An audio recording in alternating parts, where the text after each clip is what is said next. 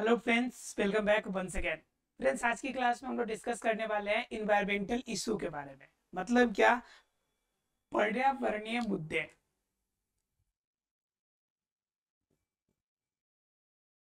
पर्यावरण के मुद्दे। ठीक है। आज की क्लास में हम लोग डिस्कस करेंगे कि पर्यावरण की कौन कौन से मुद्दे हैं। इन पर्यावरण के मुद्दे पे बात करेंगे। पर्यावरण के मुद्दे का मतलब हो गया कि पर्यावरण में जो प्रॉब्लम शुरू हो रही है। पर्यावरण पर्यावरण में जो प्रॉब्लम्स शुरू हो रही है, इस प्रॉब्लम्स के पीछे कौन सा मेन जड़ है और प्रॉब्लम्स क्यों उत्पन्न हो रहा है। ये तो आपको पता है कि पर्यावरण क्या होता है। पर्यावरण मतलब पर्या मतलब चारों, चारों ओर, और वरण का मतलब होता है आवरण। मतलब क्या? वह आवरण जो आपके चारों ओर ढका हुआ है। मतलब सीधा शब्दों में कहे कि यह पृथ्वी की जो चादर है, पृथ्वी की जो चादर है, ये पृथ्वी की चादर की जो ये लेयर है, इसी को हम क्या कहते हैं? इसे हम कहते हैं पर्यावरण। जो हमारे आसपास में दिखाई पड़ते हैं, अलग अलग लेयर में हमारे वातावरण में। ये वायुमंडल का लेयर हो गया, आपका स्थल मंडल सबसे नीचे, जल मंडल, स्थल मंडल, वायुमंडल, बहिर्मंडल, समताप मंडल, अलग अलग लेयर के रूप में, चादर के रूप में हमारी क्या करते हैं? सुरक्षा करते हैं। अर्थात कि पृथ्वी के चारों ओर पाए जाने वाले जितनी भी जैविक या अजैविक घटक है, इन घटकों से मिलकर एक आवरण तैयार होता है, एक कवर, एक चादर तैयार होता है। और वो क्या कहलाता है? आपका पर्यावरण कहलाता है। पर्यावरण में सिर्फ ऐसा नहीं कि सिर्फ आपके सजीव वाली चीज ही है, सिर्फ निर्जीव वाली चीज ही है। इसमें सभी प्रकार की चीजें क्या होती है? इंक्लूड होती है। बात तो प्रॉब्लम तो तब होती है जब ये पर्यावरण आपके लिए बेनिफिशियल हो और आपको हानि देना शुरू करे। जैसे एक बात करते हैं कि एक गाड़ी, एक बस आपके लिए क्या होता है? कि आरामदेह होता है। एक बस की अगर बात करें तो ये आपके लिए क्या होता है? कंफर्टेबल होता है। कंफर्टेबल मतलब कहीं जाना हो तो बिल्कुल आसानी से आप इस बस के सहारे जा सकते हैं। लेकिन यही बस अगर इम्बैलेंस हो जाए, अगर अपना बैलेंस खो दे, नियंत्रण खो दे, उस कंडीशन में यह प्रॉब्लम आपके लिए एक्सीडेंट हो जाता है, एक्सीडेंटल प्रॉब्लम हो जाता है। आपको किसी न किसी रूप में हानि उत्पन्न हो जाती है। अगर गाड़ी अपना नियंत्रण खो दे, बस अपना नियंत्रण खो दे, तो नियंत्रण खोने से हो सकता है कि आपके बहुत सारी प्रॉब्लम हो जाए। तो यही कह रहा है कि बस आपके लिए फायदेमंद है, लेकिन इम्बैलेंस हो जाए तो हानि हो सकती है। ठीक उसी प्रकार से अगर बंद डब्बे की अगर बस हो, तो उसमें अगर खतरनाक गैसें, कार्बन डाइऑक्साइड या कार्बन मोनोऑक्साइड, ऐसी गैसें अगर भर दी जाए तो भी आदमी की मृत्यु हो सकती है। तो कंडीशन आपके पास है कि जो चीजें आपको फायदा पहुंचाती है, अगर किसी भी रूप में अगर उनमें अनियंत्रण होता है तो वह आपके लिए हानिकारक भी हो सकता है। सेम कंडीशन पर्यावरण के लिए भी होता है कि पर्यावरण में अगर बात करें वातावरण की, तो वातावरण में क्या है भाई? तो वातावरण में आपके पास कार्बन डाइऑक्साइड भी है, चलो, ऑक्सीजन की बात भी है, ठीक है, और क्या आपका कार्बन मोनोऑक्साइड भी है, सल्फर डाइऑक्साइड भी है, नाइट्रोजन गैस भी है ना जी। उसके बाद मतलब और भी आपके गैसेस है। तो ये सभी गैसेस क्या हो गए? जलवाष्प भी अवेलेबल है आपके, जलवाष्प भी अवेलेबल है आपके, ठीक है, जलवाष्प भी अवेलेबल है। अब इस कंडीशन में अगर बात करें, ये सारी चीजें आपके वातावरण में अवेलेबल है, लेकिन अगर किसी भी रूप में, अगर इनकी जनसंख्या में जितनी इनकी मात्रा है, इनकी मात्रा में किसी भी तरह से परिवर्तन कर दिया जाए, तो यह आपका क्या होगा? अनियंत्रित हो जाएगा। जैसे बस की बात कर रहे थे, तो बस नॉर्मल कंडीशन में चल रहा है, उनकी स्पीड आवश्यकता से अधिक कर दी जाए तो अनियंत्रित हो जाएंगे। अगर उनके अंदर गैस के आवरण में चेंजेस कर दिए जाए तो अनियंत्रित हो जाएंगे। उसकी ब्रेक फेल कर दी जाए तो अनियंत्रित हो जाएंगे। मतलब किसी भी रूप में अगर प्राथमिक स्थिति से अगर बदलाव किया जाए, अगर चेंजेस किया जाए, तो वह अवस्था क्या कहलाती है? इम्बैलेंस की आवश्यकता या फिर अनियंत्रण की आवश्यकता अवस्था कहलाएगी। अब जरा बात कर लेते हैं कि इसमें कि जल हो गया, carbon dioxide, oxygen, carbon monoxide, sulphur dioxide, अलग अलग रूप की चीजें हैं। इनमें अगर परिवर्तन हो जाए, इनमें अगर अलग अलग हो जाए तो उस कंडीशन में आपको प्रॉब्लम हो सकती है या फिर नहीं। तो बिल्कुल होगी। अगर carbon dioxide, oxygen gas, carbon monoxide, sulphur dioxide, nitrogen, ठीक है, ये गैसेस अगर किसी भी रूप में आपके लिए क्या होगा, अगर चेंजेस होगी तो आपके लिए प्रॉब्लम क्रिएट करेगा। ठीक है, उसमें अगर बात कर लेते हैं हम लोग कि carbon dioxide, oxygen gas, carbon monoxide और सल्फर डाइऑक्साइड, ठीक है। अब इसमें से कोई भी एक चेंजेस हो जाए, कोई भी एक चेंजेस की हम बात करते हैं, किसी भी एक चेंजेस की बात करते हैं कि अगर बात कर लेते हैं हम कार्बन डाइऑक्साइड की, ठीक है, अगर कार्बन डाइऑक्साइड की मात्रा वायुमंडल में क्या हो जाए, कम हो जाए, वायुमंडल में क्या हो जाए, कम हो जाए, ठीक है, तो क्या प्रॉब्लम होगी, तो कार्बन डाइऑक्साइड की मात्रा अगर कम हो जाए तो उस कंडीशन में पेड़ पौधों के लिए प्रॉब्लम शुरू होगी। क्या शुरू होगी, पेड़ पौधों का भोजन तैयार होना बंद हो जाएगा, कम होना शुरू हो जाएगा। और क्या शुरू होगा भाई, तो और जो होगा जो आपका धरती का तापमान है उसमें परिवर्तन शुरू हो जाएगा, धरती ताप जो है वह कम होना शुरू हो जाएगा। तो कंडीशन आपकी कार्बन डाइऑक्साइड की कम होने से प्रॉब्लम हो जाती है। अगर इसी का एक केस ले कि अगर कार्बन डाइऑक्साइड की मात्रा अधिक हो जाए, क्या हो जाए, कार्बन डाइऑक्साइड की मात्रा अधिक हो जाए तो क्या होगी भाई, तो भी प्रॉब्लम होगी। तो जब अधिक होगी तो इस कंडीशन को हम क्या कहेंगे कि प्रदूषण फैल गया, प्रदूषण फैल गया, श्वसन संबंधी बीमारियां शुरू हो जाएगी, श्वसन संबंधी बीमारी शुरू हो जाएगी। और क्या होगा भाई, कार्बन डाइऑक्साइड ज्यादा बढ़ेगा तो भूताप बढ़ेगा, भूमंडल का ताप जो है बढ़ेगा, भूताप बढ़ेगा, बढ़ेगा। उसके बाद क्या, जो आपकी वर्षा होती है उसमें अम्लीय वर्षा होना शुरू होगी, अम्लीय वर्षा होगी। मतलब क्या, अलग अलग रूप में प्रॉब्लम आपको देखने को मिलेगा। कब, जब ये अधिक होगा तब, जब कम होगा तो भी परिवर्तन, तो भी प्रॉब्लम होगी। मैंने सिर्फ एक कार्बन डाइऑक्साइड का एग्जांपल हमने लिया है, सिर्फ एक कार्बन डाइऑक्साइड के कम या अधिक होने से इतनी ज्यादा प्रॉब्लम हो सकती है। सेम कंडीशन ऑक्सीजन से भी होगा। अगर ऑक्सीजन की मात्रा वायुमंडल में कम हो जाए, हम बात किसकी कर रहे हैं, ऑक्सीजन की, अगर ऑक्सीजन की मात्रा वायुमंडल में कम हो जाए तो क्या प्रॉब्लम होगी, पहली नंबर तो सांस लेने में समस्या उत्पन्न होना सभी को शुरू हो जाएगा, सांस लेने में समस्या, सांस लेने में समस्या उत्पन्न होगी, ठीक है, पहली नंबर बात। दूसरी नंबर, जिसकी मात्रा इसकी कम हो गई है तो इनकी जगह पे किसी की मात्रा तो ज्यादा हुई होगी, तो हमने मिला कि 100% होगा, तो उस कंडीशन में क्या होगा, किसी अन्य गैस की बढ़ने से प्रदूषण फिर फैलेगा, प्रदूषण फिर फैलेगा। फिर उसके बाद क्या होगा कि जब मात्रा ज्यादा, जब शरीर के अंदर दूसरे गैस जाएंगे जो आपके शरीर के लिए उपयोगी नहीं है, तो आपके लिए विभिन्न प्रकार के रोग उत्पन्न करने वाले हैं, विभिन्न प्रकार के रोग उत्पन्न होंगे। और जब रोग होगी तो कंफर्म है कि आप क्या होंगे, अव्यवस्थित होंगे, पौधे प्रभावित होंगे, पौधा प्रभावित होगा। तो इस कंडीशन में देखा जाए तो कम होने से समस्या है। अगर ऑक्सीजन की मात्रा अधिक हो जाए, ऑक्सीजन की मात्रा अधिक हो जाए तो उस कंडीशन में फिर कार्बन डाइऑक्साइड की मात्रा में कमी आ जाएगी, या फिर नाइट्रोजन में कमी आ जाएगी, अन्य गैसेज में किसी में कमी आ जाएगी। मतलब किसी भी रूप में एक गैस को, एक पार्ट को अगर कम होने से दूसरा पार्ट प्रभावित हो जाएगा। मैंने सिर्फ एक गैस की बात करी है, ठीक है। मतलब क्या कि यह इम्बैलेंस अलग अलग प्रॉब्लम क्रिएट कर सकता है। मैं वातावरण की गैस की बात किया, अगर पर्यावरण के अन्य भागों की अगर बात करें, अगर हम जल की बात करें तो जल के अंदर अगर बेकार पदार्थ उसके अंदर मिल जाए तो जल को भी मात्रा आपका अनियंत्रित हो जाएगा, और अनियंत्रित होगा तो भी प्रॉब्लम क्रिएट होगी। मतलब क्या, किसी भी रूप में पर्यावरण में छेड़खानी करना, किसी भी रूप में पर्यावरण में छेड़खानी करना या पर्यावरण की जो वास्तविक अनुपात है उनमें बदलाव करना, यह क्या कहलाता है जी, यह हमारे लिए अनियंत्रितता उत्पन्न करती है। और जब अनियंत्रण उत्पन्न होगा तब हमारे लिए समस्या उत्पन्न होगी, ठीक है। और यह अनियंत्रित की उपस्थिति, जब अनियंत्रण होता है तो इस अवस्था को हम कहते हैं प्रदूषण।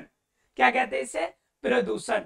मतलब कि किसी भी गैस में या किसी भी प्रकार के भूमंडल में, या आप कह सकते हैं कि जल में, या फिर किसी रेडियो एक्टिव पदार्थ के कारण अगर अवांछित पदार्थ, बेकार पदार्थ अलग से उसमें आके समाहित हो जाएगा तो उस क्रिया को हम कहेंगे, वहां पे जो पूरी आपकी आने की वजह से जो प्रॉब्लम क्रिएट होगा उसे कहेंगे प्रदूषण। और जो पदार्थ बाहर से आके उसमें शामिल हुआ है उसे क्या कहेंगे? तो उसे कहेंगे प्रदूषक। क्या कहेंगे? प्रदूषक। जरा सा बात कर लेते हैं प्रदूषण और प्रदूषक के बारे में। हम बात किसकी कर रहे हैं? तो पर्यावरण की प्रॉब्लम्स की बात कर रहे हैं हम।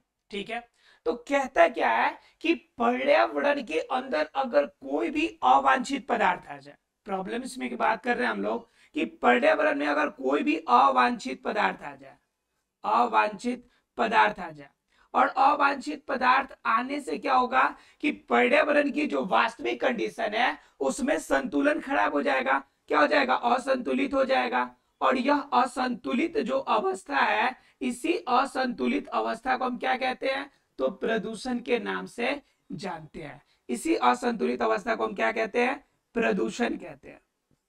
क्लियर है आप लोग को? क्या कहते हैं? प्रदूषण कहते हैं। अर्थात कहता है किसी भी पर्यावरण के स्रोत में किसी प्रकार के अवांछित या अनुपयोगी पदार्थों के आगमन से उनमें जो असंतुलन अवस्था पैदा होती है, उस असंतुलित अवस्था को हम क्या कहेंगे? प्रदूषित कहेंगे, प्रदूषण कहेंगे। और क्या होगा कि जो यह अवांछित पदार्थ आया है जिनकी वजह से यह प्रदूषण हुआ है, इसे हम कहेंगे प्रदूषक। क्या कहेंगे इसे? प्रदूषक कहेंगे। क्लियर है? जैसे बात कर लेते हैं वायुमंडल की। किसकी बात कर लेते हैं? वायुमंडल की। तो मान लीजिए कि वायुमंडल है और वायुमंडल में क्या हो गया कि कार्बन डाइऑक्साइड की मात्रा 0.03 है अभी। ठीक है, ऑक्सीजन की मात्रा लगभग 21% है और आपका नाइट्रोजन की मात्रा लगभग 71% के आसपास है, या 70% ही मान के चलिए। ठीक है, अगर ये हो गया आपके तीनों की मात्रा अवेलेबल है, अब क्या हो गया कि इस कंडीशन में अगर बाहर से हमने बहुत सारी कार्स चलाई, यहाँ पे बहुत सारी कार्स चले, बहुत सारी फैक्ट्रियां चली, और इस कंडीशन में इंडस्ट्रीज है ना जी, बहुत सारी फैक्ट्रियां चली, और उस कंडीशन में बहुत ज्यादा कार्बन मोनोऑक्साइड आके मिल गया, और यह कार्बन मोनोऑक्साइड ऑक्सीजन को तोड़ा, ओजोन को तोड़ा, और तोड़कर फिर कार्बन डाइऑक्साइड की मात्रा में बढ़ोतरी कर दी। तो जिनके वजह से क्या हो गया कि फिर इनकी मात्रा में असंतुलन पैदा हो गया। इनकी मात्रा बढ़ जाएगी कार्बन डाइऑक्साइड की, ऑक्सीजन की मात्रा घट जाएगी। तो उस कंडीशन को हम क्या कहेंगे? इस पूरे कंडीशन, जब कार्बन मोनोऑक्साइड की मात्रा ज्यादा आ जाएगी तो इस पूरे कंडीशन के हिसाब से हम क्या कहेंगे कि वायुमंडल हमारा क्या हो गया है? तो प्रदूषित हो गया है। वायुमंडल हमारा क्या हो गया है? प्रदूषित हो गया है। क्लियर? अब क्या है कि यहाँ पे प्रदूषक कौन होगा? तो कार्बन मोनोऑक्साइड बाहर से आया है, यही प्रदूषण पैदा किया है, यही असंतुलन पैदा किया है, तो इसे हम क्या कहेंगे? इसे हम कहेंगे प्रदूषक। क्या कहेंगे इसे? प्रदूषक। ये क्या होगा हमारा? ये कहलाएगा प्रदूषण। ठीक है, क्लियर है आप लोग को? मतलब क्या कि जो भी अवांछित पदार्थ, बेकार पदार्थ आके मिलेगा उसे हम प्रदूषक कहेंगे, और जो असंतुलित अवस्था पैदा होगी उसे हम क्या कहेंगे? प्रदूषण कहेंगे। क्लियर है आप लोग को? तो ये वायुमंडल का केस था। अगर यही केस अगर हम जल मंडल का लेते हैं, तो मान लीजिए कि जल में नॉर्मल सामान्यतः पानी है। ठीक है, अब पानी के अंदर क्या करें कि हम ज्यादा से ज्यादा बेकार पदार्थों को डाल दें। मान लीजिए कि हम कोई आपका क्या चला रहा है? फैक्ट्री चला रहा है, तो फैक्ट्री का जो कूड़ा कचरा है, इस फैक्ट्री के कूड़े कचरे को हमने कहाँ डाल दिया? इस पानी के स्रोत में डाल दिया। ठीक है, इस कचरे को क्या कर दिया? पानी के स्रोत में। गंदे नाली जो घरों से निकलते बेकार पानी, इस गंदे पानी को भी हमने कहाँ भेज दिया? इस गंदे पानी को भी भेज दिया हम जल स्रोत में। तो उस कंडीशन में पानी की जो नॉर्मल अवस्था है उनमें असंतुलन पैदा होगी कि नहीं? तो जब असंतुलन पैदा होगी तो इसे हम कहेंगे कि यह जल का क्या कर दिया? प्रदूषण हो गया। इसे जल का क्या हो गया? प्रदूषण हो गया। क्लियर? और जब जल का प्रदूषण हो जाए, जब प्रदूषण जल का हो जाए तो यह एक अलग अवस्था हो गई। अब इस जल प्रदूषण के लिए प्रदूषक कौन होगा? तो इसमें जो गंदे पानी या फैक्ट्री से निकलने वाले जितने भी बेकार अवांछित पदार्थ है, जो क्या हो गए, इस पानी में मिलने की वजह से प्रदूषण पैदा किए, वह पदार्थ, यह जो गंदा पानी है, यही इसका क्या कहलाएगा? तो यह कहलाएगा प्रदूषक। क्या कहलाएगा? प्रदूषक। क्लियर है आप लोग को? तो यह जल प्रदूषण की बात हो गई, यह वायु प्रदूषण की बात हो गई। तो यही आपका कहता है कि पर्यावरणीय मुद्दा सबसे बड़ा यही है कि हमारे वायुमंडल में, हमारे पर्यावरण में बेकार पदार्थें अलग अलग रूप में बहुत ज्यादा समाहित होती है, और यह जो असमाहित बेकार पदार्थ है, इन्हीं की वजह से अलग अलग समस्याएं उत्पन्न होती है, और यह समस्या क्या कहलाती है जी? प्रदूषण का कारण बनती है। और यह प्रदूषण अलग अलग रूप में यहाँ पर रहने वाले जीव जंतु, पेड़ पौधे एवं अन्य सूक्ष्मजीव या अन्य प्रकार के सजीवों को अलग अलग रूप में नुकसान पहुंचाते हैं। ठीक है, जैसे बात कर लेते, अगर हमारा पानी जल प्रदूषित हो जाए, तो मान लीजिए कि पानी के उस स्रोत में, उस नदी का पानी का सेवन हम नहीं करते हैं, लेकिन उसमें रहने वाले छोटे छोटे जो जीव है उसी पानी से अपना भोजन पानी का स्रोत प्राप्त करता है। तो उस कंडीशन में अगर जल प्रदूषित हो जाएगी, अगर तैलीय पदार्थ इसमें प्रदूषण में फैल जाए, तो सूर्य की प्रकाश प्रॉपर तरीके से जो जमीन में है उन पौधों तक नहीं पहुंच पाएगी। अगर ऊपर पानी के लेयर पर क्या पड़ जाए, तेलीय पदार्थ हो, तो पूरी तरह से ऑक्सीजन पानी में नहीं घुल पाएगी। तो कंडीशन पैदा क्या होगा कि पानी के अंदर रहने वाले पेड़ पौधे और जीव जंतु दोनों खतरे में पड़ जाएंगे। गलती से उस नदी के आसपास रहने वाले अन्य जीव जंतु अगर उस पानी का सेवन करते हैं तो उनके लिए भी खतरा उत्पन्न हो जाएगा। तो कंडीशन ये है कि ऐसा नहीं कि कोई भी स्रोत अगर इम्बैलेंस होगा तो उस कंडीशन में हमें प्रॉब्लम का सामना नहीं करना पड़ेगा, हमें हर कंडीशन में प्रॉब्लम का सामना करना पड़ेगा। तो इसलिए हमें ध्यान रखना है कि इस इम्बैलेंस को, इम्बैलेंस होने से बचाया जा सके। तो बचा कैसे सकते हैं? तो देखना यही है कि अवांछित या बेकार पदार्थ उसमें एंट्री न करे, प्रवेश न करे। अगर अवांछित या बेकार पदार्थ उसमें प्रवेश करते हैं तो उस कंडीशन में प्रॉब्लम क्रिएट हो सकती है। क्लियर है आप लोग को? तो प्रदूषण समझ में आ गया। अब प्रदूषक भी समझ में आ गया। बात आती है कि यह प्रदूषक पैदा कहां से होते हैं, प्रदूषक पैदा होने के रीजन कहां है, इसके कारक कहां से आते हैं। ये बेकार पदार्थ, ये अवांछित जो पदार्थ है, यह अवांछित पदार्थ, यह प्रदूषक पैदा कहां से होते हैं। तो दरअसल अवांछित पदार्थ अगर पैदा करने की बात कीजिएगा तो आज के समय में इसका सबसे बड़ा मेन जड़ की अगर बात करेंगे तो वो क्या है आपका, वो है आपका शहरीकरण। क्या आपका शहरीकरण।